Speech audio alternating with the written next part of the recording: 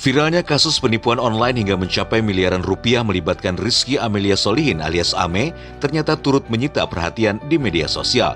Bahkan beberapa hari terakhir sejak kasusnya bergulir di kepolisian, dua akun baru muncul di media sosial Instagram, yakni @arisan_ame dan @padahyakan_ame terus melakukan update perihal kasus ini.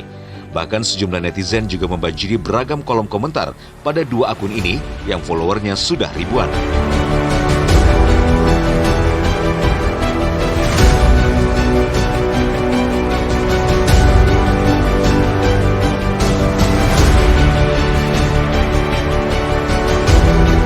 Dua akun medsos tersebut juga banyak disasar sejumlah korban arisan online untuk menunjukkan bukti-bukti dari kasus tersebut.